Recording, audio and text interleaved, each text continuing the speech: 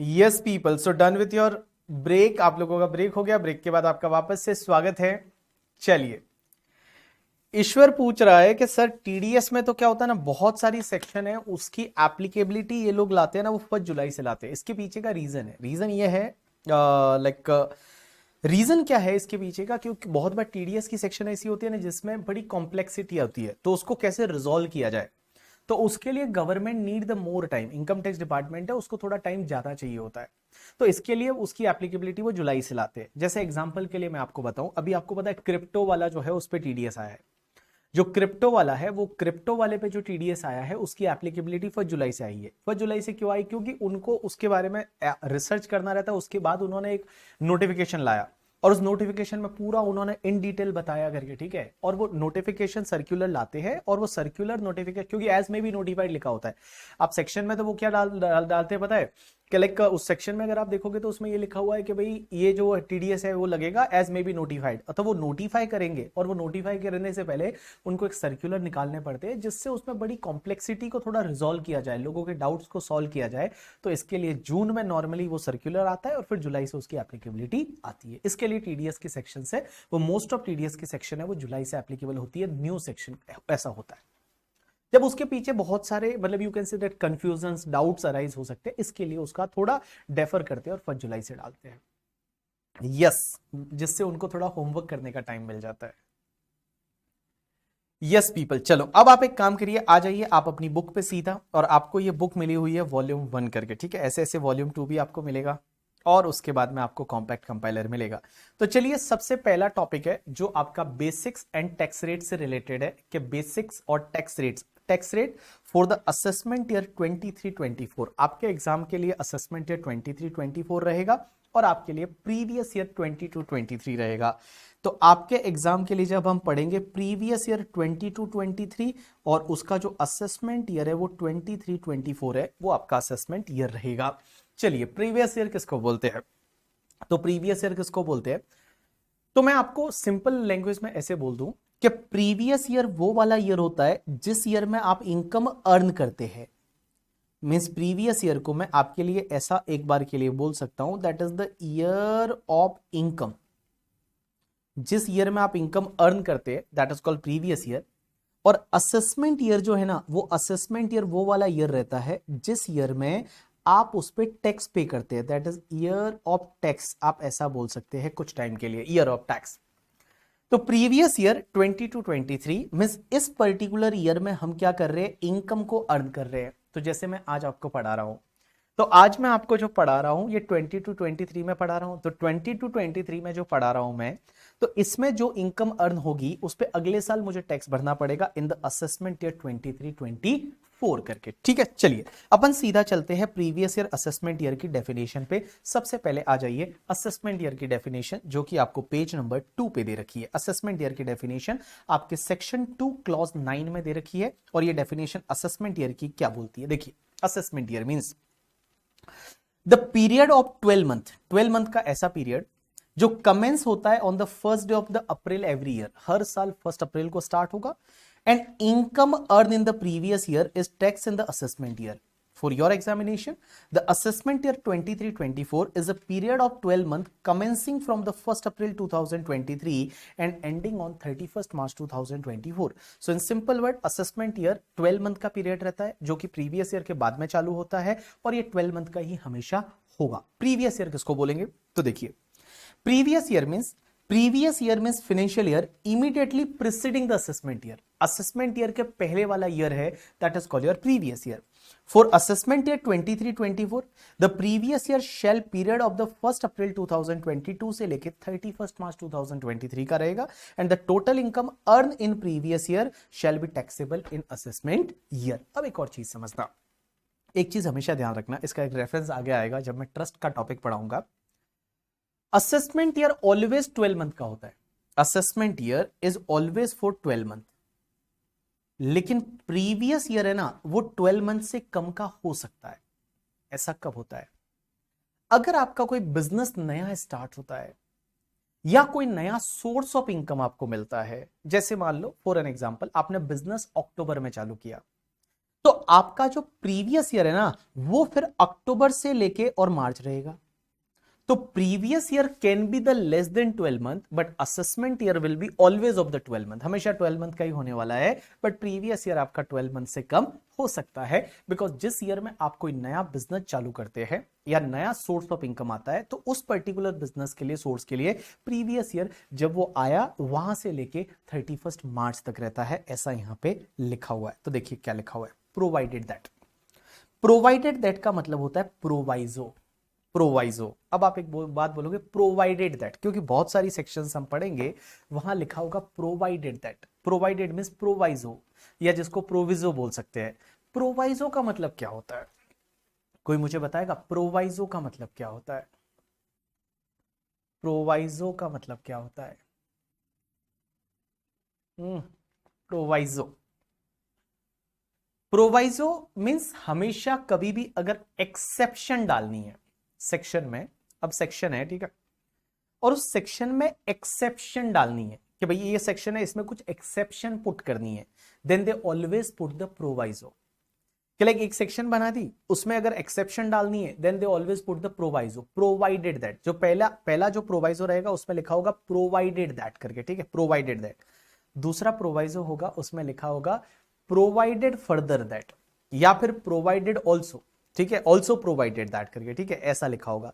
तो provided further that या also provided that, फिर थर्ड फोर्थ फिफ्थ जितने भी प्रोवाइजो रहेंगे उसमें हर जगह ये लिखा होगा फर्दर प्रोवाइडेड दैट और प्रोवाइडेड ऑल्सो दैट करके, ठीक है। तो प्रोवाइडेड ऑल्सो दैट या provided further that means exceptions create करने के लिए वो लोग प्रोवाइजो इंसर्ट करते हैं। तो चलिए यहां पे एक प्रोवाइजो दे रखा है प्रीवियस ईयर के नीचे, ये प्रोवाइजो क्या बोलता है देखिए, provided that in the case of the business और प्रोफेशन न्यूली सेटअप, अगर आपका न्यूली सेटअप क्या है, बिजनेस या प्रोफेशन, और source of income newly coming into the existence, नया सोर्स ऑफ इनकम है जो कमिंग इनटू द एग्जिस्टेंस आ रहा है in that financial year, the previous year shall be the period beginning with the date of setting up of the business or profession, or as the case may be the date on which the source of income newly comes into the existence and ending of that financial year। तो कुल मिला के अगर ऐसा कोई पूछे कि previous year can be less than 12 month, answer is yes, हो सकता है। बट असेसमेंट ईयर जो होता है ना, वो हमेशा आपका 12 मंथ का पीरियड होता है। तो देखिए आपके एग्जाम के लिए नॉर्मली जो ये प्रीवियस ईयर है वो 12 मंथ का ही होगा, ऐसा कभी एक्सेप्शन केस आएगा नहीं। एक जगह मैं आपको बताऊंगा जहां पे एक एक्सेप्शन पढ़ेंगे ट्रस्ट के केस में, वहां पे वापस ये पॉइंट एक बार आएगा। तो आपके लिए प्रीवियस ईयर 22-23 और असेसमेंट ईयर 23-24, इस पर्टिकुलर पीरियड में जो आप इनकम कमाएंगे उस पर इस पर्टिकुलर पीरियड में आप क्या करेंगे, टैक्स पे करेंगे। चलिए अब एक बात समझते हैं, यहां इंट्रोडक्शन में क्या दे रखा है। तो इंट्रोडक्शन में income tax is a most significant direct tax है। Entry number 82 of the Union List, that is list 1 in the 7th schedule of the Article 246, means आपका जो Constitution of India का Article 246 है, उसका जो 7th schedule है उसमें ये लिस्ट दे रखी है, यूनियन लिस्ट वगैरह of the Constitution of India has given the power to Parliament to make the laws on taxes on income other than the agriculture income। Agriculture income को छोड़ के बाकी किसी भी इनकम पे टैक्स का लॉ बना सकती है parliament, that is central government.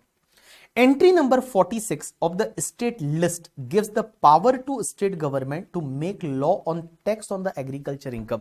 जो तुम्हारी एग्रीकल्चर इनकम है ना, वो एग्रीकल्चर इनकम पे टैक्स लेने का पावर किसके पास है, स्टेट गवर्नमेंट के पास है। और स्टेट लिस्ट की जो एंट्री नंबर 46 है वो उनको पावर देती है कि स्टेट गवर्नमेंट चाहे तो उस केस में स्टेट गवर्नमेंट एग्रीकल्चर इनकम पे टैक्स लगा सकता है। चलिए अब अपन चलते हैं इनकम टैक्स लॉ में। लॉ में क्या क्या पढ़ेंगे, तो लॉ में सबसे पहले आप इनकम टैक्स एक्ट पढ़ोगे। इनकम टैक्स एक्ट क्या होता है, तो देखिए income tax act is a main source of the income tax law. Main Virat Kohli, means Virat Kohli नहीं, अभी रोहित शर्मा करके जो कैप्टन है वो यही है। It provide determination of total income, कि टोटल इनकम कैसे निकालनी है, tax liability and procedure of assessment etcetera etcetera. It extend to the whole of India, ये पूरे इंडिया में लगता है इंक्लूडिंग जम्मू एंड कश्मीर, पूरे इंडिया में including Jammu and Kashmir. It came into force from the 1 अप्रैल 1962 से ये फोर्स में आया। एंड इट कंटेन्स सेक्शन 1 से लेकर और 298 तक की सेक्शन है।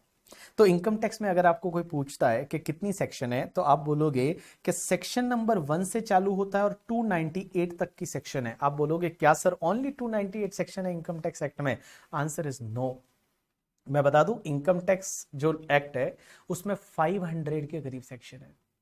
अब आप बोलोगे यहां तो 298 लिखा हुआ है सर, यहां 298 उन्होंने नंबर वाइज लिखा हुआ है। कैसे कि जैसे 1 2 3 4 5, लेकिन आप देखोगे जब मैं सेक्शन 35 पढ़ाऊंगा तो 35 सेक्शन में कितनी सारी सेक्शन हो जाएगी, क्योंकि अपन देखेंगे 35 है डी है प्रिलिमिनरी एक्सपेंसेस वाला, 35 में भी डी डी जो है वो आपका अमलगमेशन डी मर्जर वाला, 35 डी डी ए है, 35 ए डी है, 35 है करके, ठीक है, 35 सी सी ए सी सी सी है, 35 सी सी डी है।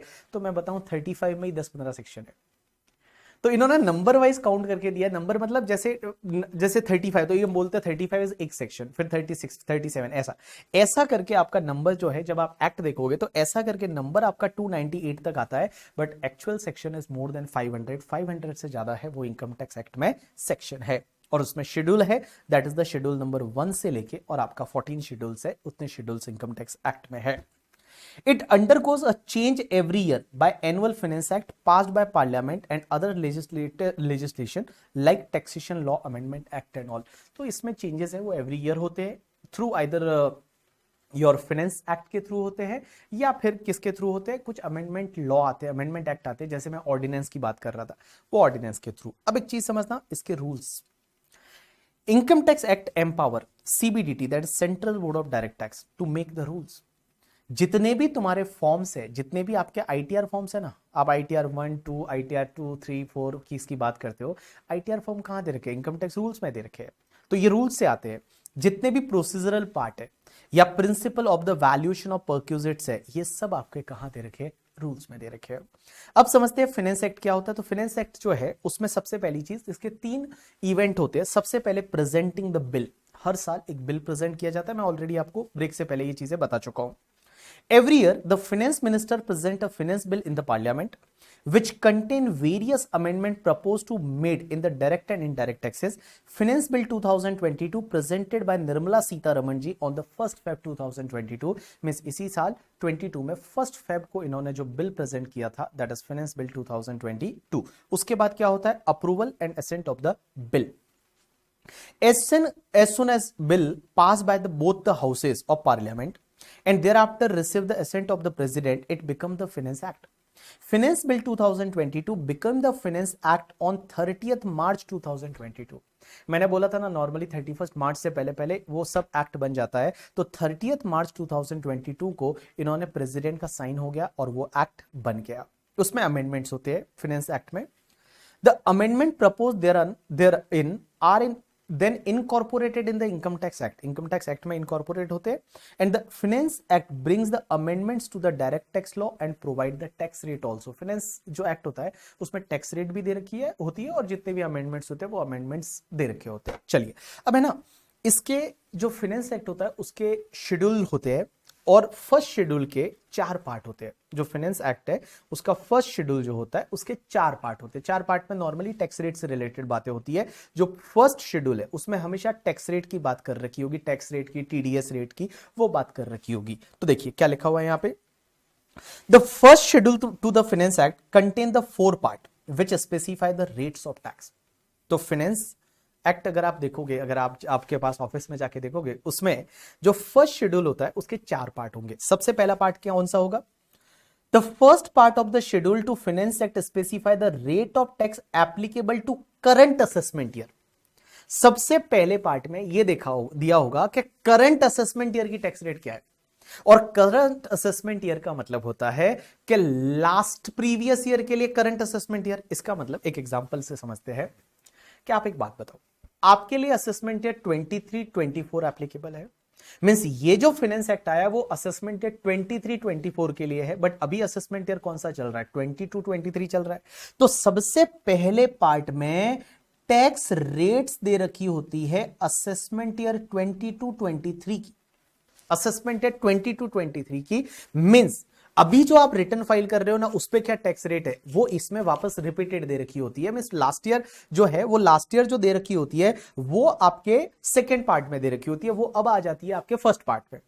तो जब आप फर्स्ट पार्ट पढ़ोगे ना फर्स्ट शेड्यूल का, फर्स्ट पार्ट में कुल मिला के लास्ट ईयर की टैक्स रेट दे रखी होती है, आप ऐसा समझिए करके, ठीक है। उसके बाद सेकेंड पार्ट में क्या होता है, second part, specify the rates eight which the TDS deducted at source for the current financial year, means इस फाइनेंशियल ईयर में टीडीएस कौन सी रेट से काटना है, टीडीएस वगैरह कौन सी रेट से काटना है। तो कुल मिला के मैं बताऊं, ये आपके लिए टैक्स रेट होती है, ये आपके लिए टैक्स रेट होगी। मींस कुल मिला के ये असेसमेंट ईयर 23-24 के लिए जो टैक्स रेट होती है वो टैक्स रेट आपके पार्ट 2 में दे रखी होती है। तो part 1 means current assessment year जो अभी चल रहा है, अभी आप रिटर्न फाइल कर रहे हो, उसकी टैक्स रेट होती है। और पार्ट 2 में आगे कौन सी रेट, अभी कौन सी रेट से टीडीएस काटना है जिससे कि आगे टैक्स लगेगा, तो वो असेसमेंट ईयर 23-24 की टैक्स रेट होती है। उसके बाद part 3 gives the rates for calculating income tax for deducting tax from income chargeable under the head salary, के सैलरी में टीडीएस कैसे काटना है उसका जो मेथडोलॉजी है वो आपको पार्ट 3 में दे रखा होता है। एंड पार्ट 4 में आपको नेट एग्रीकल्चर इनकम कैसे कैलकुलेट करनी है। देखो एग्रीकल्चर इनकम पे टैक्स नहीं लगता है, बट एग्रीकल्चर इनकम को हम कंसिडर करेंगे टैक्स कैलकुलेट करते टाइम, जिसको पार्शियल इंटीग्रेशन बोला जाता है। इंटर में आपने पढ़ा होगा ना कि आपकी नॉन एग्रीकल्चर इनकम और एग्रीकल्चर इनकम को ऐड करके टैक्स निकाल दीजिए, और उसके बाद में आप एक काम करिए कि जो बेसिक एग्जामिशन में नेट एग्रीकल्चर इनकम को ऐड करिए और वो वाला टैक्स लेस कर दीजिए। वैसा कुछ करते थे ना पार्शियल इंटीग्रेशन, वो आपको दे रखा है पार्ट 4 में दे रखा होता है। तो देखो फाइनेंस एक्ट जो होता है, फाइनेंस एक्ट का जो शेड्यूल 1 होता है, 1 में 4 पार्ट होते हैं। पहला पार्ट आपका लास्ट ईयर की टैक्स रेट, ऐसे याद रखिए। दूसरे पार्ट में करंट ईयर की टैक्स रेट, जिससे कि आप जो है वो टीडीएस काट पाओगे, ठीक है। और उसके बाद तीसरे पार्ट में सैलरी पे टीडीएस कैसे काटना है, एडवांस टैक्स है वो कैसे जमा कराना है। और पार्ट 4 में रहता है कि एग्रीकल्चर इनकम है उसको नेट एग्रीकल्चर इनकम का कैलकुलेशन आप कैसे करेंगे। चलिए अब एक बात बताइए, उसके बाद आपको लॉ पढ़ने के लिए सर्कुलर नोटिफिकेशन का भी नॉलेज होना चाहिए फ्रॉम द सीबीडीटी। मुझे ये बताइए ये सर्कुलर और नोटिफिकेशन में क्या फर्क है, कोई बता सकता है सर्कुलर और नोटिफिकेशन में क्या फर्क है? क्या सर ये सर्कुलर है और ये नोटिफिकेशन है?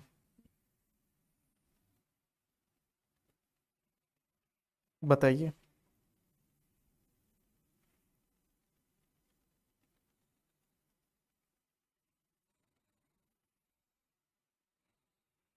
सर्कुलर और नोटिफिकेशन में क्या फर्क है?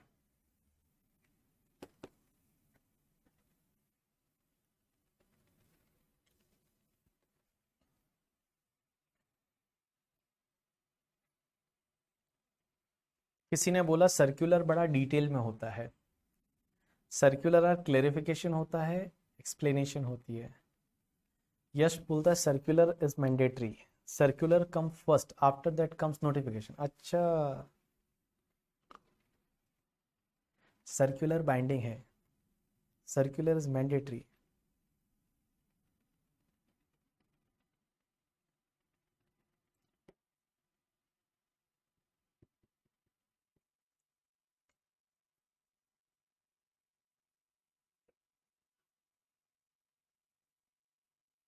ऑफिशियल गैजेट में पब्लिश होता है वो नोटिफिकेशन होता है।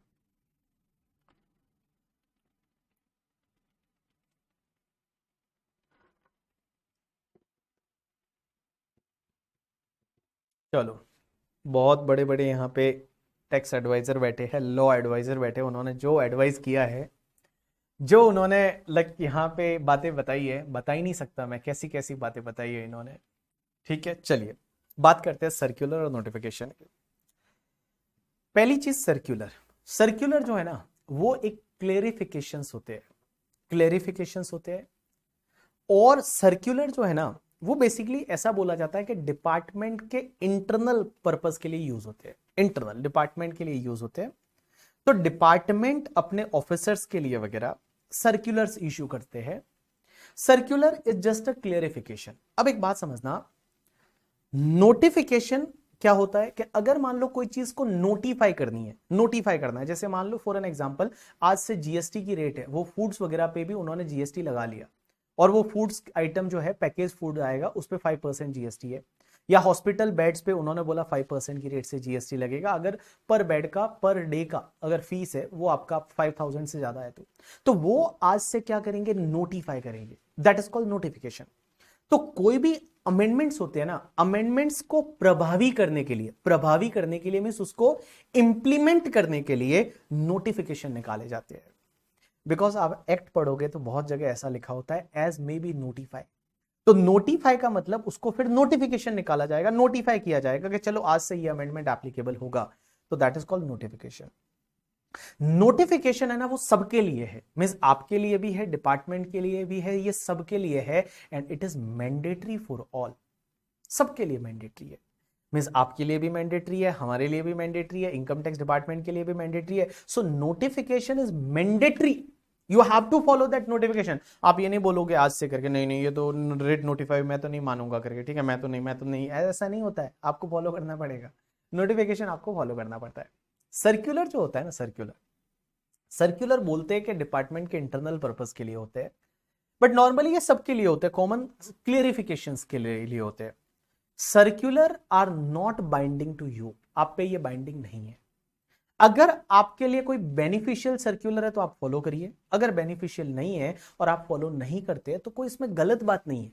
डिपार्टमेंट के लिए बाइंडिंग है, मतलब डिपार्टमेंट को ये मानना पड़ेगा करिए, ठीक है, डिपार्टमेंट को सर्क्यूलर मानना पड़ेगा, it is binding for department but it is not binding to you.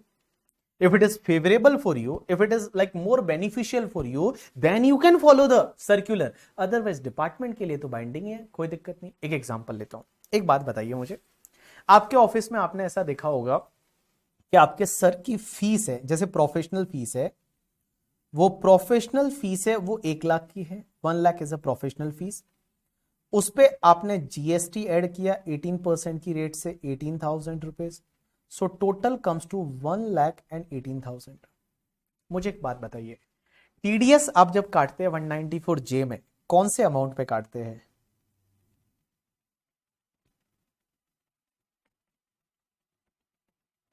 TDS जब आप काटेंगे 194J में तो कौन से अमाउंट पे काटेंगे नेहा? 194J में सर का टीडीएस कटा होगा हर बार, तो कौन से अमाउंट पे आप टीडीएस काटेंगे?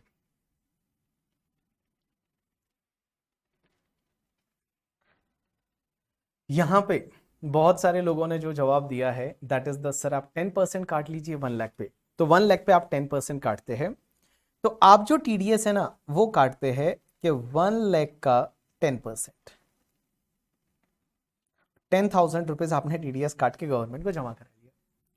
अब एक बात समझना, अगर मान लो हो सकता है आपको पता नहीं था और आपने क्या किया कि टीडीएस पूरे पे काट लिया, देयर इज अ पॉसिबिलिटी, ऐसा होता है बहुत बार कि जो अमाउंट था 1,18,000 और उस पे आपने 10% की रेट से टीडीएस काट लिया 11,800 और आपने काट के गवर्नमेंट को जमा करा दिया। क्या आपने ये गलत किया है? आंसर इज कोई दिक्कत नहीं।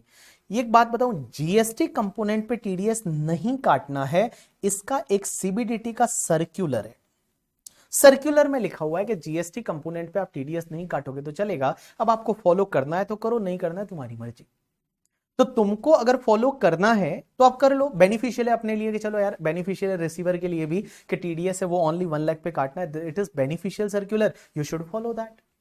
बट अगर आप नहीं काटते हो, फॉर एन एग्जाम्पल गलती से आपने टीडीएस पूरे यहां पे 1,18,000 पे काट लिया, तो क्या आपने कुछ गलत कर दिया? Answer is no, there is no problem at all, कोई प्रॉब्लम नहीं है, कोई दिक्कत नहीं है। ऐसा होता है, मैं तो बहुत बार क्या करता हूं पता है, टीडीएस बहुत ज्यादा कटवा लेता हूं, 50-50% टीडीएस कटवा लेता हूं, because best way to avoid the advance tax का इंटरेस्ट, जो ये 234A, B और C का जो इंटरेस्ट लगता है ना, ए का तो तब लगेगा जब रिटर्न लेट फाइल करते हो, बी का इंटरेस्ट है वो short payment of advance tax बाद में लगता है, बट 234C जो है वो 234C तो हर इंस्टॉलमेंट जो है उसके डेफरमेंट पे एडवांस लगता है, advance tax like advance tax की डेफरमेंट पे इंटरेस्ट लगता है।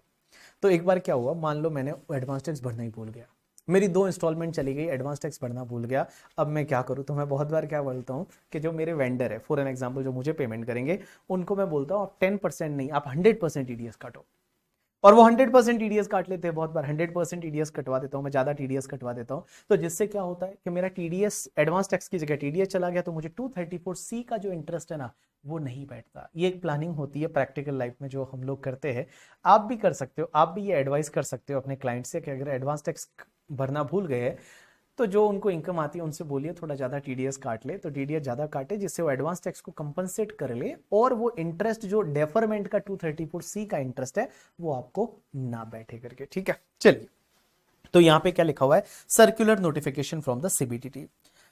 Circular are issued by the CBDT. CBDT क्या करती है? सर्क्यूलर इशू करती है। टीडीएस टॉपिक जब अपन पढ़ेंगे ना तो उसमें बहुत सारे सर्क्यूलर है। अभी जैसे वो क्रिप्टो वाला जो आया उसके ऊपर भी बड़ा सा उन्होंने सर्क्यूलर दे रखा है करके, ठीक है।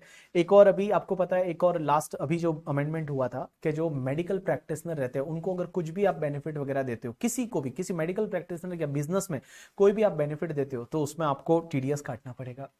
उसमें एक पॉइंट वो भी है कि ये जो यूट्यूब पे इन्फ्लुएंसर रहते हैं, पता है, यूट्यूब पे इन्फ्लुएंसर रहते हैं और वो बोलते हैं कि ये देखिए प्रोडक्ट, ये क्रीम लगाने के बाद आप ऐसे हो जाओगे, ये ऐसे यूज करते हैं, तो उनको जो वो प्रोडक्ट दिया है ना उस प्रोडक्ट पे भी टीडीएस काटना पड़ेगा। अगर वो वापस कर रहे हैं तो नहीं तो उस पर काटना पड़ेगा। ये सर्क्यूलर में दे रखी है चीजें। तो सर्क्यूलर मैं आपको बताऊंगा जब मैं आपको टीडीएस पढ़ाऊंगा, उसमें काफी सारे सर्क्यूलर है, बहुत सारे सर्क्यूलर है कि ये यूट्यूब इन्फ्लुएंसर को जो ये प्रोडक्ट जो डिस्प्ले करते हैं, मार्केटिंग करते हैं और वापस अगर वो नहीं लेते हैं, वापस उनको कंपनी को नहीं देते तो उस पर भी टीडीएस है, वो टीडीएस काटना पड़ेगा। तो ये सब चीजें हम वहां पढ़ेंगे। 194 क्यू से रिलेटेड बहुत सारे सर्क्यूलर चीजें हैं। 194 लाइक क्या बोलते हैं, 194 क्यू से रिलेटेड है, ओ से रिलेटेड है, काफी सारे सर्क्यूलर्स है वो आपको मिलेंगे। चलिए, तो क्या लिखा है? Circular are issued by the CBDT to clarify the meaning and scope of certain provision contain in the act. उसका मीनिंग है, उसका स्कोप बताने के लिए ये इशू किए जाते हैं। Notification are issued by either government or CBDT give effect of the provision of the act. जो एक्ट का इफेक्ट देने के लिए नोटिफिकेशन इशू होता है। जैसे एक्ट में आप बोलते हो ना टू बी नोटिफाइड, तो नोटिफाइड मतलब जिस दिन नोटिफाई होगा उस दिन से कर देंगे, ठीक है, तो दैट इज कॉल्ड नोटिफिकेशन। क्या आज से खाने के प्रोडक्ट पे जीएसटी का रेट 5% मींस मानना ही है आपको 5%। Circular are binding to the assessing officer means department but not to the assessee and courts. However, assessee can take the advantage of the circular which are beneficial to them. जो जो अपने लिए beneficial circular है उसके अपन advantage ले सकते हैं। अब एक चीज समझना, आपका सुप्रीम कोर्ट हाई कोर्ट के जजमेंट है वो भी आपको पढ़ने पड़ेंगे, तब जाके इनकम टैक्स लॉ पढ़ोगे। Various issues which are arise out of the provision of act are decided by the high court and supreme court. The supreme court is apex court of the country. बहुत बार ऐसा होगा apex court बोला होगा, apex court नहीं है बोला, तो apex court मतलब सुप्रीम कोर्ट। सुप्रीम कोर्ट एक ही है इंडिया में। And the law laid down by the supreme court is the law of land. अब एक बात समझना, जो लॉ सुप्रीम कोर्ट ने बोला वो फाइनल है, मींस उसके आगे आप कहीं नहीं जा सकते। सुप्रीम कोर्ट ने बोला, that is the final decision. The decision given by the various high court will apply in the respective state in which the such high court have the jurisdiction. अब एक बात बताना, एक चीज समझना, सुप्रीम कोर्ट का जजमेंट है ना वो पूरे इंडिया पे लगेगा। अगर कोई सुप्रीम कोर्ट का मैटर है, सुप्रीम कोर्ट ने जजमेंट दिया, मतलब it is applicable for whole India. आप फिर ये नहीं बोल सकते कि नहीं मैं तो नहीं मानूंगा ये सुप्रीम कोर्ट का जजमेंट, मानना ही पड़ेगा। लेकिन एक चीज समझना, हाई कोर्ट्स का जो जजमेंट है इनकम टैक्स में, वो हाई कोर्ट का जजमेंट उस जुरिस्डिक्शन पे ही बाइंडिंग होता है। जैसे पंजाब एंड हरियाणा हाईकोर्ट का जजमेंट आया तो वो हम मुंबई वालों को मतलब नहीं है। हम मुंबई वाले, मान लो for an example Punjab and Haryana high court ने एक एक्सपेंडिचर डिसअलाउड किया, किसने किया? पंजाब हरियाणा हाईकोर्ट। तो हम नहीं मानेंगे, हम उसको नहीं मानेंगे, हम उसको अलाउ कर सकते हैं, कोई दिक्कत नहीं। तो देयर इज लाइक जो हाईकोर्ट के जजमेंट होते हैं ना वो उस पर्टिकुलर जुरिस्डिक्शन पे बाइंडिंग होते हैं, उस जुरिस्डिक्शन वालों को तो मानना ही पड़ते हैं। बट लाइक सुप्रीम कोर्ट का जजमेंट है that is binding to whole India. अब एक और चीज समझना, यहां पे आप पहली जो लाइन है उसमें ये लिखा हुआ है कि एपेक्स कोर्ट का जो जजमेंट है that is the law of land, means यहां पे आपका ये लॉ ऑफ लैंड बन जाएगा। मींस सुप्रीम कोर्ट का जजमेंट इज अ लॉ जब तक कि लॉ में चेंज नहीं होता। जब तक लॉ में चेंज नहीं होता ना तब तक सुप्रीम कोर्ट का जजमेंट इज अ लॉ। अगर लॉ में चेंज करके, क्वेश्चन ही आता है कि क्या लॉ में चेंज करके और सुप्रीम कोर्ट के जजमेंट को उड़ा सकते हैं क्या? सुप्रीम कोर्ट ने कोई जजमेंट दिया, गवर्नमेंट को गुस्सा आया, बोला ऐसा जजमेंट देते हैं, तो क्या लॉ में चेंज करके सुप्रीम कोर्ट के जजमेंट को क्या उड़ा सकते हैं? आंसर इज यस, उड़ा सकते हैं। पार्लियामेंट के पास कितना बड़ा पावर है। सुप्रीम कोर्ट ने कोई जजमेंट दिया, अपनी गवर्नमेंट खुश नहीं है उससे, वो लॉ में चेंज करेगी और लॉ में चेंज करके सुप्रीम कोर्ट के जजमेंट को नलीफाई कर देंगे। बट जब तक लॉ में चेंज नहीं होता सुप्रीम कोर्ट का जजमेंट इज अ लॉ। ऐसा हुआ, बहुत बार हुआ करके, ठीक है, बहुत बार नहीं बहुत बार हुआ करके, ठीक है। और कांग्रेस के टाइम पे तो बहुत ज्यादा हुआ ऐसा। और कैसे होता था, मैं एक एग्जांपल लेता हूं जो आप वेरी फेमस एग्जांपल आपने सुना होगा। एक कंपनी का नाम था वोडाफोन। एक कंपनी का नाम था वोडाफोन, अभी भी है यार, कहां था क्या है वोडाफोन। तो वोडाफोन का केस लो आपने थोड़ा बहुत मार्केट में सुना होगा, क्या हुआ था कैसे हुआ था, उसके बारे में ब्रीफली आपको मैं बताना चाहता हूं करके, ठीक है। ब्रीफली आपको बताना चाहता हूं वोडाफोन के केस को लेके कि वोडाफोन जो है ना भाई साहब, उसने तो इतनी बेइज्जती कराई ना अपनी इंडिया की, क्या बताऊं मैं आपको। चलिए, मैं आपको थोड़ा उसके बारे में बताता हूं कि कैसे सुप्रीम कोर्ट के जजमेंट को ये लोग नलीफाई करते हैं, कैसे क्या करते हैं, समझते हैं। थोड़ा सा आपको ब्रीफली आइडिया देता हूं कि हुआ क्या था। इंडिया में एक कंपनी थी जिसका नाम था हच एस आर।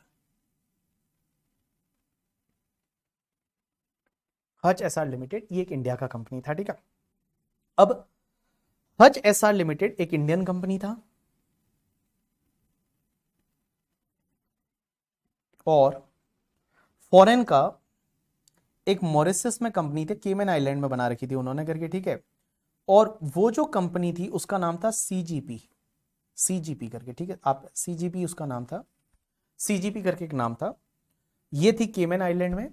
और सीजीपी की एक होल्डिंग कंपनी थी जिसका नाम था हचिसन, जो मेन हचिसन जो हांगकांग में थी, ठीक है। थोड़ी देर के लिए समझने की कोशिश करना इसमें हुआ क्या था कि ये जो इंडिया की कंपनी है जिसका नाम है हच एस आर, ये इंडिया में हच का टावर, हच का मोबाइल, जो हच की सिम कार्ड है, हच का जो नेटवर्क है, सर्विस प्रोवाइडर था, टेलीकम्युनिकेशन कंपनी थी हच एस आर। अब हच एस आर की होल्डिंग कंपनी जो है वो थी सीजीपी, जो कि मॉरिशस में है, ये होल्डिंग कंपनी थी। और इंडिया वाली कंपनी क्या हो गई, सब्सिडरी कंपनी हो गई। इसका कुछ 67% शेयर है वो सीजीपी के पास में था, और सीजीपी थी वो मॉरिशस में थी। अब एक बात समझना, सीजीपी की 100% होल्डिंग कंपनी जो थी वो हचेसन हांगकांग वाली थी। 100% होल्डिंग कंपनी है वो हचेसन हांगकांग वाली थी, ये होल्डिंग कंपनी थी। और यहां सीजीपी बन गई आपकी सब्सिडरी कंपनी। तो समझना, इंडिया का कंपनी, इंडिया की होल्डिंग कंपनी मॉरिशस की, मॉरिशस केमन आइलैंड में 2-3 कंट्री में वो मिला के उन्होंने कुछ बनाया था, उसका स्ट्रक्चर आप पूरा वो पढ़ोगे जजमेंट तो पता चलेगा। आप ये समझिए मॉरिशस में थी सीजीपी, और सीजीपी की होल्डिंग कंपनी हचेसन हांगकांग में। एक बात बताऊं, ये कंपनी इंडियन कंपनी है, बट ये दोनों जो कंपनी है, ये वाली कंपनी और ये वाली कंपनी फॉरेन कंपनी, ये दोनों कंपनी है जो फॉरेन कंपनी है। एक तो सीजीपी इज अ फॉरेन और हचेसन हांगकांग इज अ फॉरेन, ये दोनों फॉरेन कंपनी है। हच ग्रुप जो था, हचेसन हांगकांग वाला जो ग्रुप, वो इंडिया के इस कंपनी को बेचना चाहता था, हच एसआर को। हच एसआर से ये लोग बाहर जाना चाहते थे, हच एसआर को ये बेचना चाहते थे। तो उन्होंने बोला आप बिड लगाओ। तो बहुत सारी टेलीकम्युनिकेशन कंपनियां थी, उन्होंने इंटरेस्ट बताया हचिसन को खरीदने के लिए, हच इंडिया वाला जो था उसको खरीदने के लिए, बिकॉज अच्छी कंपनी थी। और उस टाइम पे आपको बताऊं हच का नेटवर्क वाज बेस्ट करके, ठीक है। एयरटेल से भी अच्छा था, बीएसएनएल जो था उससे भी उतना तो अच्छा नहीं था, बट हच का नेटवर्क अच्छा था और बहुत अच्छा चलता था। बहुत अच्छे अच्छे पैकेज मिलते थे, वो ऐड देखते थे उसमें, वो कुत्ता आता था छोटा सा करके, ठीक है, वो वाला Hutch, wherever you go we follow, वो वाला। अब हुआ क्या, अब दो चीजें हो सकती है कि ये इंडिया की कंपनी को बेचना है, लेकिन इंडिया की कंपनी को अगर बेचते हैं तो कैसे बेचा जाए। दो तरीके हो सकते हैं, या तो ये सीजीपी क्या करे, सीजीपी जो मॉरिशस की कंपनी है, ये इंडियन कंपनी के शेयर बेच दे। भाई इंडियन कंपनी ये है, सीजीपी होल्डिंग है, तो सीजीपी क्या करे, इंडियन कंपनी के शेयर है वो बेच दे। और इंडियन कंपनी के शेयर किसको बेच दे, जो खरीदने वाला है उसको इंडियन कंपनी के शेयर बेच दे। लेकिन जैसे ही इंडियन कंपनी के शेयर बेचेंगे करके, ठीक है, जैसे ही इंडियन कंपनी के शेयर बेचेंगे तो इंडिया में टैक्स लगेगा। क्योंकि इंडिया का लॉ ये बोलता है कि when you transfer the Indian asset तो इंडिया में टैक्स लगेगा। इंडियन कंपनी का शेयर है वो अगर आपने ट्रांसफर किया तो इंडिया में टैक्स लगेगा। तो यहां पे अगर ये इंडियन कंपनी के शेयर बेच दे हच एसआर लिमिटेड के, तो इंडिया में टैक्स लगेगा, कैपिटल गेन लगेगा। तो इन्होंने एक दिमाग लगाया। अब इनके लिए जो बायर आया, उस बायर का नाम था वोडाफोन इंटरनेशनल, वोडाफोन इंटरनेशनल। और ये कंपनी जो है वो नीदरलैंड बेस्ड कंपनी थी, नीदरलैंड बेस्ड कंपनी थी। अब ये वोडाफोन इंटरनेशनल होल्डिंग कंपनी जो है वो बोलती है कि हमको ये इंडिया का बिजनेस खरीदना है। अब खरीदे कैसे, तो उन्होंने एक प्लानिंग की। प्लानिंग कैसे की, इन्होंने बोला कि हम आपको इंडियन कंपनी के शेयर नहीं बेचेंगे, हम आपको इंडियन कंपनी के शेयर नहीं बेचेंगे, हम आपको इस फॉरेन कंपनी के शेयर बेच देंगे, फॉरेन कंपनी के शेयर बेचेंगे। तो हुआ क्या, हचेसन हांगकांग ने क्या किया, हचेसन हांगकांग ने क्या किया यहां पे, कि जो हचेसन हांगकांग का होल्ड जो सब्सिडरी कंपनी सीजीपी था, सीजीपी के शेयर बिक गए वोडाफोन इंटरनेशनल नीदरलैंड को। तो आप समझिए, एक हांगकांग का कंपनी एक मॉरिशस की कंपनी के शेयर बेच रहा है नीदरलैंड की कंपनी को। 3 फॉरेन कंपनी के बीच में ट्रांजैक्शन हो रहा है। इंडियन कंपनी के शेयर आज भी इंटैक्ट है, इंडियन कंपनी के शेयर पहले किसके पास थे? सीजीपी के पास। आज भी किसके पास है? सीजीपी के पास। बट सीजीपी की होल्डिंग पहले कौन थी? हचिसन हांगकांग थी। अब कौन हो गया? वोडाफोन नीदरलैंड हो गई। अब जब ये ट्रांजैक्शन हुआ, बहुत ज्यादा पैसे का, 7-8 हजार करोड़ का ट्रांजैक्शन था करके, ठीक है, 7-8 हजार करोड़ तो टैक्स ही निकाल दिया था, उससे भी ज्यादा का ट्रांजैक्शन था। तो बहुत बड़ा ट्रांजैक्शन, आप बड़ी वैल्यू पे ये इंडियन बिजनेस ऐसे इस मोड के थ्रू खरीदा था। किसने? वोडाफोन इंटरनेशनल नीदरलैंड ने। किससे? हचिसन हांगकांग से। सीजीपी के शेयर खरीद लिए।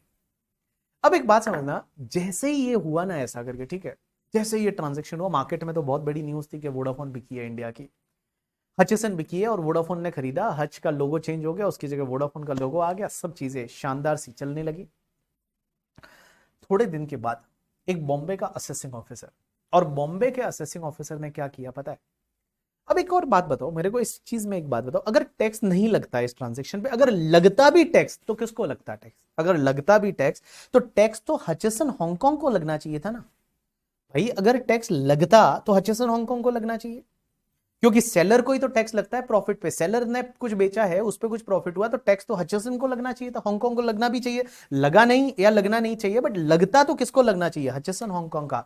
तो क्वेश्चन ये आता है, ये केस लो वोडाफोन के नाम से क्यों जाना जाता है? उसके पीछे का रीजन बताता हूं। हुआ क्या,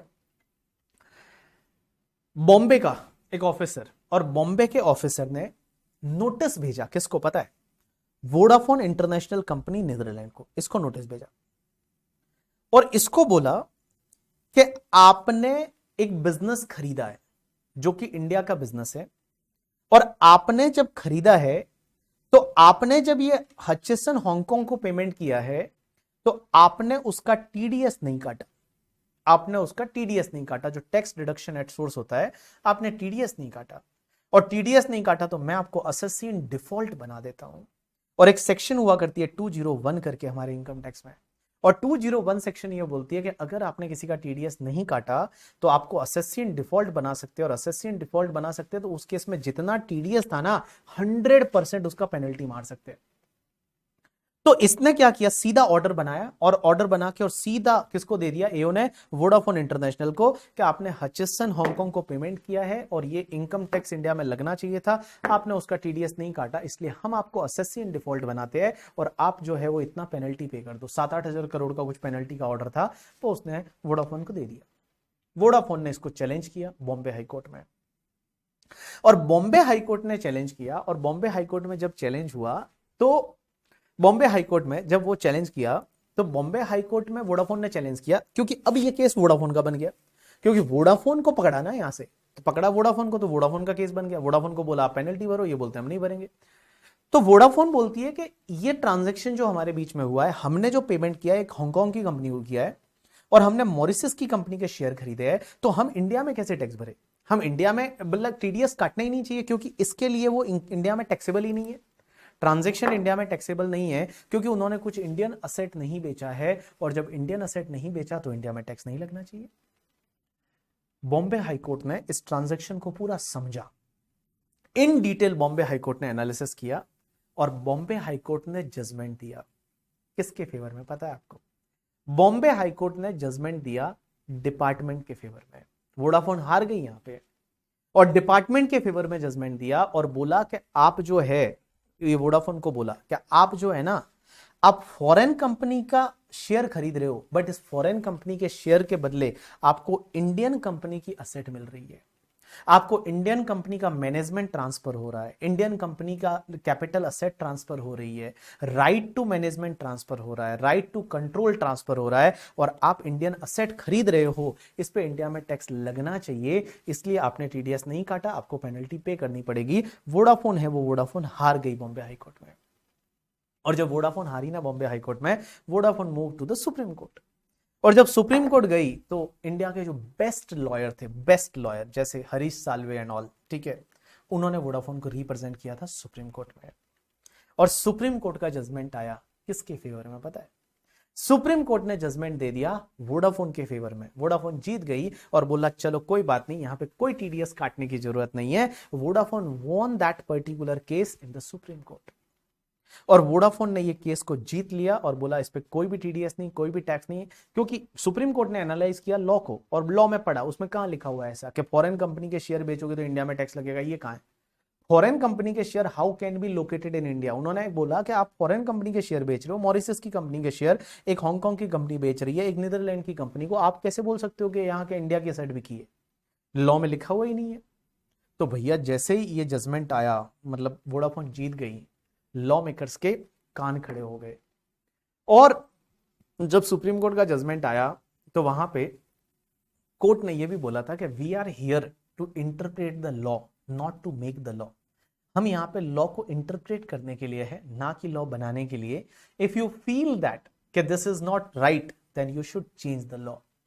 तो जैसे ही सुप्रीम कोर्ट का जजमेंट आया, हमारी वोडाफोन जीत गई उसमें करके, ठीक है, और वोडाफोन ने जो टैक्स भरा था उसका, जो उन्होंने जो पेनल्टी भरी थी उसका उनको रिफंड मिल गया।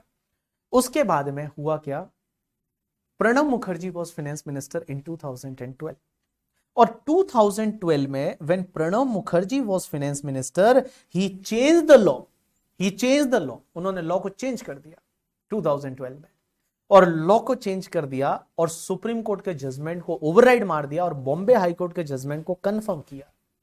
जो बॉम्बे हाई कोर्ट का जजमेंट था उसको कंफर्म किया और सुप्रीम कोर्ट के जजमेंट को ओवरराइड कर दिया। लॉ में क्या क्या चेंजेस किया वो मैं आपको इंटरनेशनल टैक्सेशन पार्ट में सिखाऊंगा। एक सेक्शन होती है 9, और 9 में क्या लिखा पता है कि ये जो फॉरेन कंपनी है ना, ये फॉरेन कंपनी का शेयर की जो वैल्यू है, अगर वो इंडियन असेट से आती है, फॉरेन कंपनी के शेयर की वैल्यू अगर इंडियन असेट से आती है तो फॉरेन कंपनी का शेयर है वो deem to be located in India माना जाएगा। ऐसा लॉ में चेंज किया, पढ़ेंगे वहां इन डिटेल के कैसे क्या क्या कौन कौन से वर्ड डाले। बट उन्होंने बोला कि फॉरेन कंपनी का शेयर अगर वो अपनी वैल्यू डिराइव्ड करता है इंडियन असेट से, substantially from Indian asset, then it is assumed that foreign company share is located in India। और उन्होंने ये चेंज कर दिया, और ये चेंज किया 2012 में। और ये चेंज कैसे किया पता है? ये चेंज रेट्रोस्पेक्टिवली अमेंडमेंट किया, कब से? 1961 से। बोला हमारा तो मानना ही 1961 से ये था, और हम तो चाहते हैं 1961 से यही होना चाहिए था। और इन्होंने यहां पे प्रणब मुखर्जी ने बोला कि भैया ये टैक्स लगेगा, आपको पेनल्टी भरना पड़ेगा, आप गलत कर रहे हो करके। क्योंकि ऐसे बहुत सारे, कैन एनर्जी का एक और केस था, कैन एनर्जी जो है, कैन एनर्जी का एक और केस था जिस केस में ऐसा का ऐसा हुआ था। ऐसी बहुत सारी कंपनियों के केस थे, अप्रोक्स ऐसे जो केसेस है मेरे को लगता है कम से कम 40-50 केस ऐसे हो चुके थे। तो प्रणब मुखर्जी ने रेट्रोस्पेक्टिवली अमेंडमेंट किया। तो मैं आपको वो बोल रहा हूं कि देखो सुप्रीम कोर्ट का जजमेंट है ना, वो लॉ ऑफ लैंड है जब तक लॉ चेंज नहीं होता। यहां लॉ चेंज हो गया और लॉ को चेंज करके बोला कि लॉ चेंज, तो सुप्रीम कोर्ट का जजमेंट है उसको टक्कर मार दी, उसको उड़ा दिया गया। और लॉ जो है, लॉ में लिखा गया कि आपको टैक्स लगेगा और इंडिया में आपको टैक्स भरना पड़ेगा। लॉ को चेंज कर दिया उन्होंने। अब एक बात बताओ, यहां लॉ को चेंज कर दिया 2012 में, और लॉ रेट्रोस्पेक्टिवली चेंज किया, वापस से नोटिस भेजे वोडाफोन, केन एनर्जी और इनको, और बोला कि आप टैक्स भरो। अब हुआ क्या आगे पता है? आगे हमारा जो इंडिया जो है, इंडिया ने उसी टाइम पे नीदरलैंड के साथ में एक बायलैटरल ट्रीटी साइन की थी। बायलैटरल ट्रीटी है वो, एक साइन की थी कि हम एक दूसरे के बिजनेस को प्रमोट करेंगे, एक दूसरे के बिजनेस को हम प्रमोट करने के लिए एक ट्रीटी साइन हुई थी नीदरलैंड के बीच में और इंडिया के बीच में। वो उसी टाइम की ट्रीटी थी, उस टाइम पे वो ट्रीटी एक्टिव थी। अब हुआ क्या कि जैसे ही वोडाफोन अपना सुप्रीम कोर्ट में हार गया, वोडाफोन ने इंटरनेशनल कोर्ट में इंडियन गवर्नमेंट को घसीटा। वोडाफोन है वो लेके गया इंटरनेशनल कोर्ट में इंडिया को, और नीदरलैंड में जो कोर्ट है, नीदरलैंड में वहां पे उनको लिया। और मैं बड़ी बात सुनो, नीदरलैंड में केन एनर्जी है, फिर ये तुम्हारा वोडाफोन वाला ये जो केस है, ये गए कहां पे? इंटरनेशनल कोर्ट में, इंटरनेशनल कोर्ट ऑफ जस्टिस में, वहां गए करके, ठीक है। और वहां जाके और उन्होंने बोला कि ये जो इंडिया जो कर रहा है ये हमारे साथ गलत कर रहा है, कि हम जब थे वहां पे तब ये था ही नहीं लॉ, फिर ये बोलते रेट्रोस्पेक्टिव अमेंडमेंट एंड ऑल, ऐसा कर रहे हैं और हमसे टैक्स ले रहे हैं। और वहां पे आईसीजे में हम हार गए, मींस इंडियन गवर्नमेंट वहां पे हार गई। और मैं बताऊं, एक तो कोर्ट का जजमेंट, ऐसी कंपनी के केस में एक जजमेंट देते टाइम कोर्ट ने, जो इंटरनेशनल कोर्ट है, उसने क्या बोला था पता है? उन्होंने बोला था कि ये लोग ऐसा कर रहे हैं, अब आप एक काम करिए, इनकी जो फॉरेन में जो गवर्नमेंट की एसेट है, जैसे एयर इंडिया की बिल्डिंग है उधर, तो एयर इंडिया की बिल्डिंग है उसको के जब्त कर लो और इनका रिकवरी वापस पैसा दिलाओ, इनको क्या कंपनसेशन भी दिलाओ, इनको जो है कंपनसेशन भी दिलाओ, ये करो। तो वहां इंडिया की बड़ी बेइज्जती हुई, कहां पे? इंटरनेशनल लेवल पे। अब जैसे ही इंटरनेशनल लेवल पे बेइज्जती हो गई करके, ठीक है, सब चीजें बड़ी ही बेइज्जती हुई, तो अभी कुछ टाइम पहले आप देखोगे, साल भर पहले हमारी निर्मला सीतारमण जी ने एक दिन आके ये बोला कि जो भी 2012 में प्रणब मुखर्जी ने गलतियां की थी हम उसको ठीक कर रहे हैं। वो गलती थी नहीं थी आई डोंट नो। और उन्होंने क्या किया, जो अमेंडमेंट रेट्रोस्पेक्टिवली किया था ना, उस अमेंडमेंट को हटा के, और उन्होंने बोला कि नहीं, ये जो 2012 में जो जो अमेंडमेंट किए गए प्रणब मुखर्जी ने, ये अमेंडमेंट रेट्रोस्पेक्टिव नहीं प्रोस्पेक्टिवली लगेंगे 2012 के बाद के ट्रांजेक्शन्स पे। और 2012 के जो पहले के जितने भी ट्रांजैक्शन हुए उसको हम छोड़ देते हैं, हम माफ कर देते हैं। हमने छोड़ा, उसको हम छोड़ देते हैं, उस पर हम कुछ भी अब आर्ग्यू नहीं करेंगे, ना आपसे पेनल्टी लेंगे, ना आपसे कुछ लेंगे। और अगर आपसे हमने कुछ ले लिया है तो हम आपको रिफंड कर देंगे। हमने अगर आपसे कुछ ले लिया है तो हम आपको रिफंड कर लेंगे। और लास्ट ईयर ऐसा हुआ, जब उनसे जो जो रिकवरी हुई थी वो गवर्नमेंट ने रिफंड की। उनको फिर एक अंडरटेकिंग उन्होंने साइन की कि अब हम कहीं भी डिस्प्यूट में नहीं जाएंगे। उन कंपनियों ने लिख के दिया कि हम कहीं पे भी डिस्प्यूट में नहीं जाएंगे, कुछ भी नहीं करेंगे। और अब जो है वो गवर्नमेंट ने उनको, यू कैन से दैट, एक रिलीफ दे दी करके, एक इम्यूनिटी दे दी। और ये जो अमेंडमेंट 2012 में जब किया था प्रणब मुखर्जी ने retrospectively, they made it prospectively. और अब ये अमेंडमेंट प्रोस्पेक्टिवली है। आज भी वो सुप्रीम कोर्ट के जजमेंट को तो ओवरराइड किया ही उन्होंने, बट प्रोस्पेक्टिवली अमेंडमेंट है। इंटरनेशनल टैक्सेशन में मैं आपको इन डिटेल बताऊंगा इन सब चीजों के बारे में कि ये चीजें कैसे होती है। तो मेरा ये लास्ट का जो 10 मिनट का डिस्कशन था, ये मेरा आपके दिमाग में ये चीजों को क्लेरिफाई करना था कि सुप्रीम कोर्ट का जजमेंट लॉ ऑफ लैंड होता है, बट जब तक लॉ में चेंज नहीं होता, लॉ चेंज करके सुप्रीम कोर्ट के जजमेंट को ओवरराइड किया जा सकता है। लॉ प्रोस्पेक्टिवली चेंज हो सकता है, लॉ रेट्रोस्पेक्टिवली चेंज हो सकता है। को बहुत बार रेट्रोस्पेक्टिवली लॉ चेंज करते हैं, रेट्रोस्पेक्टिवली मतलब पीछे से। और अगर मान लो प्रोस्पेक्टिव मींस अब जो आगे से है वो लॉ चेंज होता है, that is called prospectively change. और फिर मैंने आपको बताया कि कैसे ये चीजें हुई थी। और हाईकोर्ट के जजमेंट है वो आपके जुरिस्डिक्शनल वाला जो एरिया है वहीं पे एप्लीकेबल होते हैं। चलिए अब अपन आगे बढ़ते हैं, और यहां पे आपको सुप्रीम कोर्ट हाईकोर्ट के जजमेंट की बात कर रहे थे। चलिए आगे बढ़ते हैं। अब एक सेक्शन होती है section 4। Section 4 is a charging section. और ये चार्जिंग सेक्शन क्या बोलती है? चार्जिंग सेक्शन ये बोलती है कि इनकम टैक्स कब लगता है।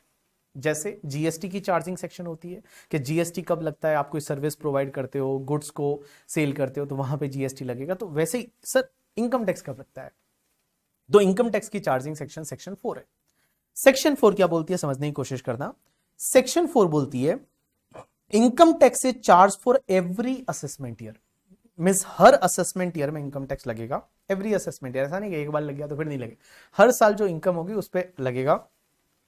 It is charge on every person as defined in section 231। जितने भी पर्सन डिफाइन किए हुए हैं उन सब पर्सन पे लगता है। Person means individual, HUF, company, partnership firm, उन सब पे लगता है। It is charge on the total income earn by the person during the previous year. आपने प्रीवियस ईयर में जो इनकम कमाई उस पे लगेगा।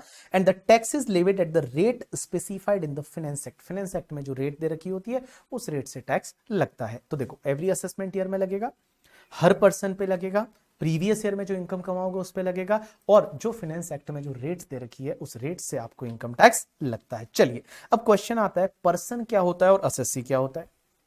तो देखो पर्सन में इन्होंने डिफाइन कर रखा है सेक्शन 2 क्लॉज नंबर 31 में। पर्सन, पर्सन ये आपने इंटरमीडिएट में भी पढ़ा है। पर्सन मींस एक तो इंडिविजुअल, इंडिविजुअल मींस आप मैं सब, दैट इज इंडिविजुअल करके, ठीक है। और natural person, individual. Sir HUF, Hindu undivided family किसको बोलते हैं? देखो एचयूएफ जो है ना, एचयूएफ किसको बोलते हैं? Hindu undivided family. अब मैं एचयूएफ किसको बोलेंगे तो आप लिखेंगे हिंदू अनडिवाइडेड फैमिली करके, ठीक है। तो एचयूएफ किसको बोलते हैं? इनकम टैक्स एक्ट में कहीं डिफाइन नहीं किया हुआ कि एचयूएफ क्या होता है। तो इसके लिए हम हिंदू लॉ को जाके देख सकते हैं। हिंदू लॉ जो है, हिंदू लॉ को जाके देख सकते हैं। और हिंदू लॉ के हिसाब से अगर कोई जैसे हस्बैंड है, वाइफ है और उनका बच्चा होता है तो वो एक एचयूएफ एंटिटी बना सकते हैं when it's comes to the like कोई पति पत्नी और बच्चा करके, ठीक है। जैसे मैं, मेरी बीवी, मेरा बच्चा हुआ तो हम एचयूएफ एक अलग एचयूएफ बना सकते हैं। अब एचयूएफ में जो लोग होते हैं उसको बोला जाता है मेंबर। एचयूएफ में जितने भी लोग होते हैं उनको बोला जाता है मेंबर। एंड कुछ लोग उसमें से को पार्टनर्स रहते हैं। आपने सुना होगा को पार्टनर्स। तो को पार्टनर और मेंबर दोनों ऑलमोस्ट सेम ही रहते हैं, बट एक फर्क होता है।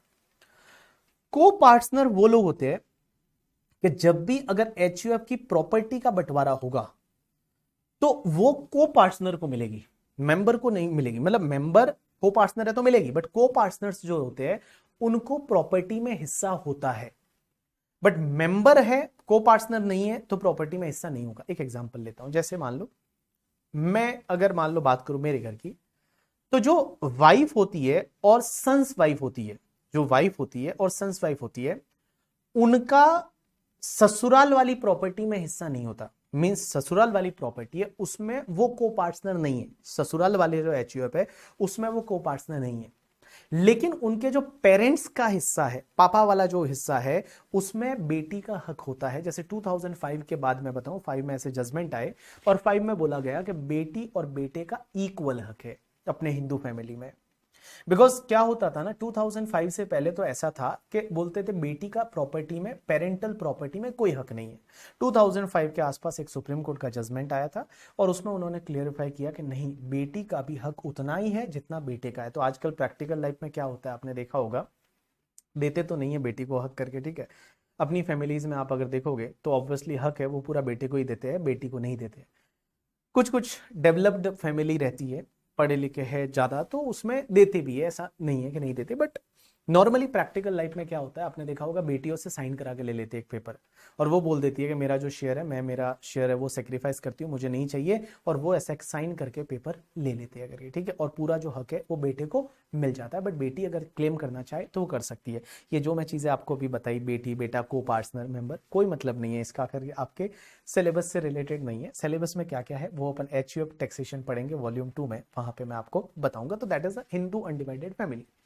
आज की डेट में एचयूएफ का कंसेप्ट है, आप बोलोगे एचयूएफ सर बनाना चाहिए या नहीं बनाना चाहिए। आपके भी ऑफिस में बहुत सारे क्लाइंट आते होंगे जो बोलते होंगे हमको एचयूएफ बना के दो करके, ठीक है। तो आप उनको बोलो कि एचयूएफ तुम बना के लाओ घर पे, हम उसका रिटर्न फाइल करके देंगे, ठीक है। एचयूएफ बनाना क्या होता है, एचयूएफ तो खुद को ही बनाना पड़ेगा, आप तो उसका रिटर्न फाइल कर सकते हो।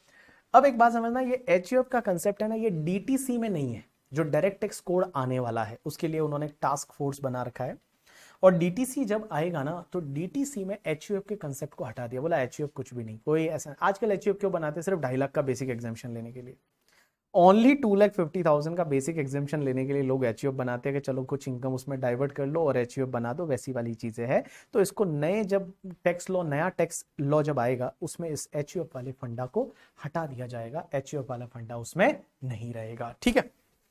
चलिए, तो मैंने बोला कि पर्सन की डेफिनेशन में कौन कौन आएगा, इंडिविजुअल आएगा, एचयूएफ आएगा, company, company means private company, public company, foreign company, Indian company, domestic company, सब कंपनियां। अब ये फर्क क्या है इंडियन कंपनी डोमेस्टिक कंपनी में, देखेंगे जब अपन डिविडेंड वाला टॉपिक पढ़ेंगे। Firm include LLP. एक चीज ध्यान रखना, हम इनकम टैक्स में जहां जहां पे फर्म बोलेंगे ना, आपको ध्यान रखना it's include LLP also, means LLP is a firm only. आप प्रैक्टिकल लाइफ में देखते होंगे एलएलपी अलग चीज है करके, ठीक है, एंड फर्म अलग चीज है। बट इनकम टैक्स में जितने भी प्रोविजन मैं आपको बताऊंगा, always remember firm include LLP. LLP जो है वो फर्म का पार्ट है, एलएलपी जो है वो फर्म का पार्ट है। कोई फर्क नहीं है एलएलपी और फर्म में, दोनों same, same taxability, same tax rate, सब चीजें सेम है, कुछ भी फर्क नहीं है। एक फर्क बताऊंगा आपको, जब मैं आपको सेक्शन 44 एडी पढ़ाऊंगा, 44 एडी कौन सी वाली, वो 6% और 8%, आप जो पीजीबीपी का इनकम बताते हैं, वो 6% 8% जो पीजीबीपी का इनकम बताते हैं, 44 एडी बिजनेस वाली, वो सेक्शन पार्टनरशिप फर्म पे एप्लीकेबल है बट एलएलपी पे एप्लीकेबल नहीं है। सिर्फ इतना फर्क है कि 44 एडी वाली जो सेक्शन बताऊंगा वो पार्टनरशिप फर्म पे एप्लीकेबल है बट एलएलपी पे वो एप्लीकेबल नहीं है। चलिए, उसके बाद AOP BOI, association of person and body of individual. ये क्या होता है, आपने सुना होगा बहुत बार जॉइंट वेंचर, कि अगर दो लोग आपस में मिलते हैं, दो या दो से ज्यादा लोग, और वो अगर कोई फर्म नहीं बनाते हैं या कंपनी नहीं बनाते हैं, फर्म या कंपनी नहीं बनाते, तो उसको हम एओपी बीओआई बोलते हैं। उसको हम क्या बोलते हैं, AOP BOI, association of person body of individual. फर्क क्या है दोनों में, तो दोनों में फर्क यह है कि एसोसिएशन ऑफ पर्सन जो होता है ना, उसमें कोई भी मेंबर बन सकता है, कोई भी मेंबर बन सकता है, मीन कंपनी भी मेंबर बन सकती है। एक कंपनी है, फर्म है, वो भी मेंबर बन सकते हैं। जैसे फॉर एन एग्जांपल, एक कंपनी है एक्स लिमिटेड और दो इंडिविजुअल है सी एंड डी, ये तीनों मिलके एक एओपी बना सकते हैं। Answer is yes. But body of individual जो है ना, उसमें ओनली इंडिविजुअल लोग होते हैं, सिर्फ इंडिविजुअल लोग होते हैं, वो ही बॉडी ऑफ इंडिविजुअल में आते हैं। हम पढ़ते टाइम हर बार एक ही वर्ड यूज करेंगे, एओपी बीओआई। इसका जो अलग से टॉपिक आएगा taxation of the AOP BOI, उसमें हम सीखेंगे इसको कैसे टैक्स लगता है, क्या लगता है, वो सब चीजें एओपी बीओआई में अपन सीखेंगे। तो आप एग्जाम्पल के लिए ज्वाइंट वेंचर ले सकते हैं, या फिर जो ट्रस्ट होता है, ट्रस्ट जब तक ट्रस्ट रजिस्टर्ड नहीं होता 12 ए बी में, आजकल ट्रस्ट है वो 12 ए बी में रजिस्टर्ड होता है, तो ट्रस्ट जब तक रजिस्टर्ड नहीं होता है ना, उसको तब तक अपन क्या मानते हैं, एओपी मानते हैं। जब तक उसको रजिस्टर्ड नहीं होता तब तक उसको अपन एओपी बीओआई है वो अपन मानते हैं। उसके बाद लोकल अथॉरिटी किसको बोलेंगे, तो लोकल अथॉरिटी मींस ऐसी अथॉरिटी जो पब्लिक का, गवर्नमेंट का पैसा, गवर्नमेंट से जो पैसा आता है वो पब्लिक के लिए यूज करती है, that is called local authority. Example के लिए जैसे मुंबई में बीएमसी है, that is Brihanmumbai Nagar corporation करके जो होती है, आपके नगर परिषद होगी, नगर पालिका होगी, ग्राम पंचायत होगी, that is called local authority. And last is artificial juridical person. Artificial juridical person मतलब अगर कोई पर्सन ऐसा है जो इन सब में कवर नहीं होता, जो individual, HUF, company, partnership firm, AOP BOI, local authority में कवर नहीं होता, उसको हम डालते हैं आर्टिफिशियल जुरिडिकल पर्सन। जितने भी देवी देवता है करके, ठीक है, जितने भी देवी देवता है, जो भी भगवान है करके, मंदिर है, टेम्पल्स है, वो उसको हम डालते हैं आर्टिफिशियल जुरिडिकल पर्सन में। तो it is definition of the person. अब एक चीज समझना, असेसी किसको बोलते हैं, तो असेसी के लिए मैं आपको सिंपल सी चीज बता दूं कि पर्सन, एवरी पर्सन, मतलब आप सब लोग पर्सन हो, सब लोग पर्सन हो, आप भी पर्सन हो, मैं भी पर्सन हूं, लेकिन जिस पर्सन को टैक्स पे करना है इनकम टैक्स में, वो असेसी बन जाएगा। जिस पर्सन को कोई भी टैक्स पे करना है, फीस पे करना है, कोई ऐसा इंटरेस्ट पे करना है, कोई लाइबिलिटी पे करनी है, किसमें, इनकम टैक्स एक्ट में, उस पर्सन को हम असेसी बोल देंगे। तो मैं ऐसा बोलूं, every assessee is a person, but every person is not assessee. Every assessee is a person, but every person is not assessee. आप सब लोग, मैं हूं, ठीक है, हम सब लोग पर्सन हैं, बट मैं असेसी हूं, मैं टैक्स भी भरता हूं, तो मैं असेसी हूं। आप है वो पर्सन हो, आप टैक्स नहीं भरते, आप असेसी नहीं हो, आप क्या हो, पर्सन। तो देखिए क्या लिखा हुआ है, assessee. Assessee means, it means any person who is liable to pay tax और any other sum under the income tax act 1961। तो अगर कोई ऐसा पर्सन है who is liable to pay any tax या एनी अदर सम, कोई fees है, penalty है, कुछ भी पे करने के लिए आप लाइबल हो, तो आप बन जाओगे असेसी। अब एक और चीज समझना, लेकिन असेसी में कुछ डीम्ड असेसी और आएंगे। कौन कौन से, पहला, it includes every person in respect of whom any proceeding under the act has been taken for the assessment. Means किसी की कोई प्रोसीडिंग चालू हो गई, प्रोसीडिंग का मतलब होता है असेसमेंट चालू हो गया, प्रोसीडिंग का मतलब होता है असेसमेंट चालू हो गया। जैसे मैं आपके केस में बता दूं कि आपके केस में क्या होगा कि आप जो है वो, आप असेसी नहीं हो, आप असेसी नहीं हो, आप पर्सन हो, लेकिन मान लो आपके ऊपर कुछ ऐसी इंफॉर्मेशन इनकम टैक्स डिपार्टमेंट को मिल गई, और जब इनकम टैक्स डिपार्टमेंट को कुछ ऐसी इंफॉर्मेशन मिली, तो इनकम टैक्स डिपार्टमेंट ने क्या किया, आप पे सीधा कोई असेसमेंट चालू कर दिया। तो जैसे ही आप पे कोई असेसमेंट चालू किया, तो प्रोसीडिंग स्टार्ट हो गई, तो आप असेसी बन गए। तो कुल मिला के अगर किसी पर्सन पे कोई भी अगर प्रोसीडिंग चालू हो जाती है इनकम टैक्स में, आप पे कोई असेसमेंट चालू हो गया, आपको कोई नोटिस आ गया, तो इसका मतलब आप क्या बन गए, आप भी असेसी बन जाओगे। तो देखो क्या लिखा हुआ है, every person in respect of whom any proceeding under the act has been taken for the assessment of his income, या तो आपकी खुद की इनकम से रिलेटेड, या income of any person in respect of which he is accessible, या किसी और पर्सन की इनकम बट उसके लिए आप असेसेबल हो। ये कब होता है, जैसे क्लबिंग के केस में आपके बच्चे की इनकम है, तो आपके बच्चे की जो इनकम है उसमें आपका बच्चा तो असेसेबल है नहीं, वो तो माइनर है, तो उसके लिए आप टैक्स भरोगे, तो आप उसके लिए क्या हो जाओगे, आप असेसी बन जाओगे, क्योंकि आपकी खुद की इनकम या किसी और की इनकम, या फिर कोई loss sustain by him and such और सब अदर पर्सन, किसी अदर पर्सन का लॉस है, उससे रिलेटेड असेसमेंट होता है, या कोई amount of refund due to him for such other person, या आप पे या किसी और का रिफंड है जो आपको मिलने वाला है, तो आप क्या बन जाओगे, असेसी बन जाओगे। अब एक और चीज समझना, दूसरा पॉइंट क्या बोलता है, every person who is deemed to be assessee under any provision of the act. अगर मान लो आप कहीं डीम्ड टू बी एसएससी हो, जैसे ट्रस्ट के केस में जो है वो ट्रस्टी को अपन रिप्रेजेंटेटिव एसएससी मानते हैं। जो ट्रस्ट होता है ना, ट्रस्ट में जितने भी ट्रस्टी है वो रिप्रेजेंटेटिव एसएससी है, इसको बोलेंगे डीम्ड टू बी एसएससी। और एक और पॉइंट आता है, that is every person who is deemed to be assessee in default under any provision. अगर आप कहीं एसएससी इन डिफॉल्ट बन जाते हो, तो जैसे ही आप एसएससी इन डिफॉल्ट बन जाते हो तो उस केस में भी आप क्या बनोगे, एसएससी बन जाओगे। तो मैं आपको ऐसा बोलूं कि ऐसे याद रखेंगे अपन। सबसे पहली चीज, सर पर्सन में कौन होते हैं, ये 7 पर्सन होते हैं। Individual, HUF, company, partnership firm, AOPBI, local authority, artificial juridical person. Assessee कौन होगा, any person liable to pay any tax or anything in the income tax act, वो पर्सन बन जाएगा एसएससी।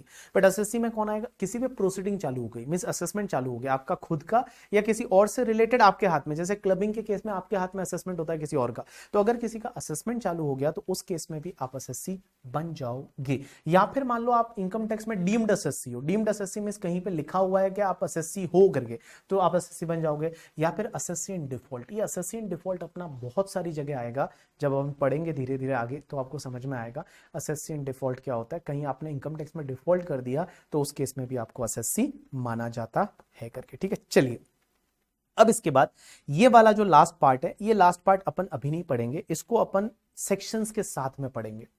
जो सेक्शंस होती है वो सेक्शंस के साथ में पढ़ेंगे, क्योंकि ये सब चीजें आपको आगे जाके इन डिटेल में आपको मिलेगी। ये क्या चीज है, एक चीज ध्यान रखना, आपको अपना इनकम टैक्स कब भरना पड़ता है, असेसमेंट ईयर में। मींस आप प्रीवियस ईयर में इनकम कमाते हो और इनकम टैक्स जो भरना पड़ेगा वो असेसमेंट ईयर में भरना पड़ता है।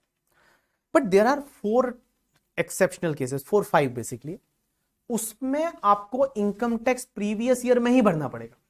मींस प्रीवियस ईयर में हो और प्रीवियस ईयर में ही आपको इनकम टैक्स भरना पड़ेगा। मुझे 1 मिनट देना, आपके डाउट दिख नहीं रहे मुझे।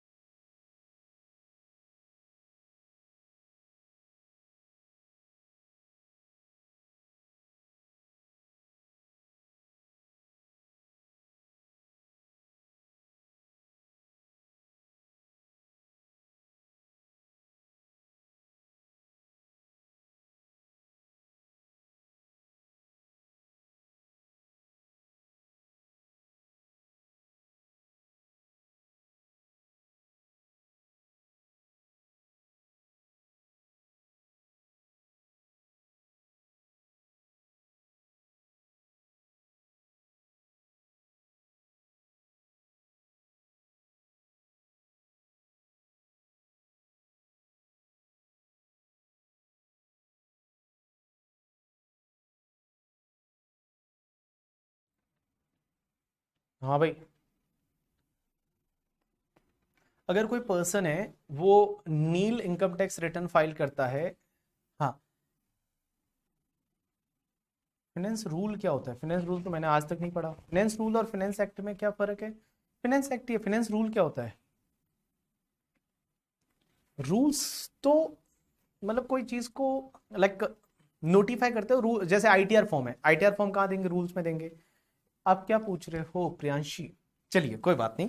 मैं अभी बात कर रहा था कि हमेशा क्या होता है, देखो आप जो इनकम कमाते हो प्रीवियस ईयर में, उस पर टैक्स कौन से ईयर में भरते हैं, असेसमेंट ईयर में। बट 5 एक्सेप्शनल केसेस होते हैं जिसमें क्या होगा ना, आपको प्रीवियस ईयर में ही टैक्स भरना पड़ेगा। मतलब प्रीवियस ईयर में कमाओ, हाथों हाथ टैक्स भरो। ये कब होता है, एक तो ऐसा वाला केस जो नॉन रेजिडेंट का शिपिंग बिजनेस है, जो सेक्शन 172 हम पढ़ेंगे। Non resident maximum 4 to 5 minutes, उससे ज्यादा नहीं लूंगा। नॉन रेजिडेंट का शिपिंग बिजनेस, ये नॉन रेजिडेंट का शिपिंग बिजनेस क्या होता है, आप समझिए कोई फॉरेन की शिप है, वो इंडियन पोर्ट पे आती है और इंडियन पोर्ट से कुछ माल भर के चली जाती है। हमको कैसे पता रहेगा ये वापस आएगा या नहीं आएगा, ये जो शिप है वो वापस आएगी या नहीं आएगी, वो अपने को पता नहीं। तो उस केस में क्या होता है पता है, उस केस में उस पे उसी टाइम टैक्स ले लिया जाता है। एडवांस टैक्स अलग चीज होती है, एडवांस टैक्स तो एक टेंटेटिव टैक्स होता है, फाइनल टैक्स असेसमेंट ईयर में लिया जाता है।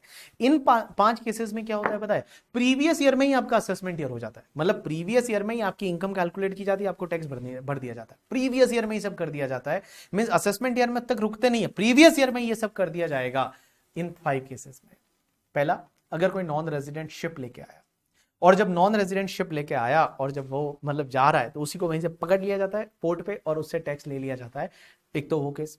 दूसरा, अगर कोई पर्सन इंडिया छोड़ के बाहर जा रहा है और असेसिंग ऑफिसर को ऐसा लगता है कि ये बंदा है वो विजय माल्या बन सकता है, अगर इनको लगता है ऐसा कि कोई इंडिया पर छोड़ के बंदा परमानेंटली इंडिया से बाहर जा रहा है और असेसिंग ऑफिसर को जब ऐसा फील हो रहा है कि इसको पकड़ के अभी टैक्स ले लेना चाहिए, इसका असेसमेंट अभी कर लेना चाहिए, तो वो अभी कर देते हैं।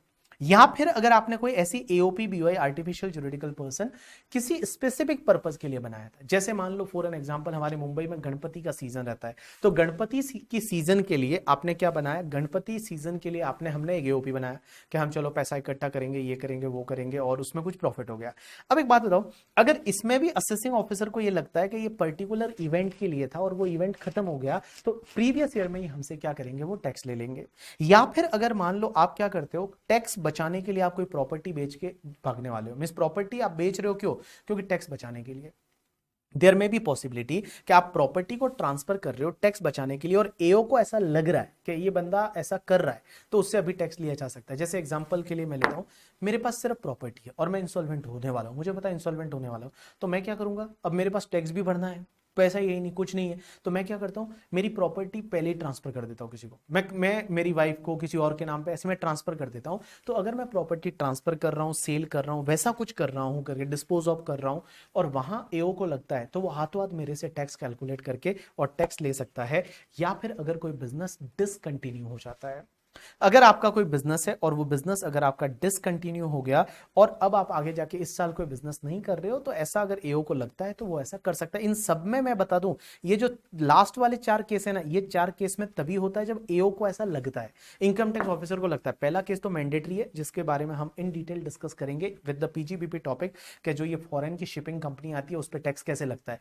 लेकिन ये 4 केस कैसे है, जब इंडिया से कोई पर्सन भाग के जाने वाला है, या फिर आपने एओपी बीओआई कुछ स्पेसिफिक पर्पस के लिए बनाई, वो पर्पस खत्म हो गया, या फिर आप टैक्स को बचाने के लिए अगर आप प्रॉपर्टी को ट्रांसफर करके भाग रहे हो तो अभी हाथों हाथ टैक्स लिया जा सकता है, एंड आपका बिजनेस डिसकंटिन्यू होता है। तो ये 4 केसेस में अगर एओ को लगता है, असेसिंग ऑफिसर को लगता है कि ऐसा करना चाहिए, तो वो आपका टैक्स ले सकता है करके। ठीक है, चलो गाइस, थैंक्स अलॉट, आज के लिए इतना बहुत है। कल से अपन चालू करेंगे प्रैक्टिकल वाला पार्ट और कल मैं आपको सिखाऊंगा टैक्स निकालते कैसे है, टैक्स कैसे निकालते हैं, उसमें मार्जिनल रिलीफ क्या होती है, बहुत सारी चीजें हैं वो हम सीखेंगे कल। शेयर मार्केट की इनकम जो होती है उस पर कैसे टैक्स लगता है, क्या लगता है, तो कल अपन चालू करेंगे इसके आगे। तो आज के लिए इतना बहुत है।